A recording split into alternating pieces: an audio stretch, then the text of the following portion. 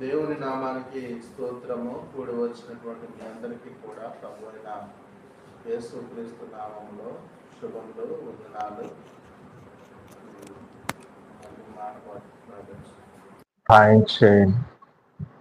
మత్తయి సువార్తలో నుండి 16వ అధ్యాయము 16వ వచనాన్ని చదివి సహాయం చేయండి. దైవ లేఖన గ్రంథాన్ని మనం పరిశీలన చేద్దాము.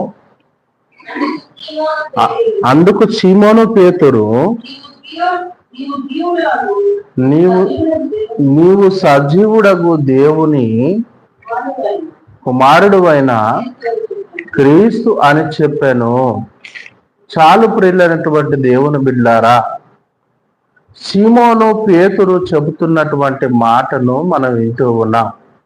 ప్రియులైనటువంటి దేవుని బిడ్డలారా, సీమోను పేతురు అంటూ ఉన్నాడు, ప్రియులైనటువంటి దేవుని బిడ్డలారా, యేసు ప్రభు అని అంటూ ఉన్నాడు, నీవు సజీవుడైనటువంటి దేవుని కుమారుడు అని మేము గ్రహించుచున్నాము. ఏమంటూ ఉన్నాడు? సజీవుడైనటువంటి దేవుని కుమారుడు అని మేము గ్రహించుచున్నాము. ఎవరిని గ్రహించాలి? ఈయన ఎవరు అని అంటే సజీవుడైనటువంటి దేవుని కుమారుడు.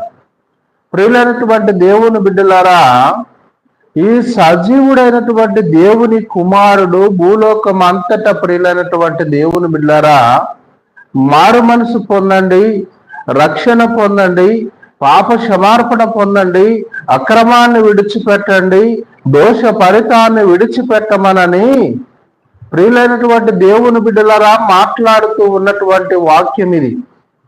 ప్రియ దేవుని బిడ్డలారా,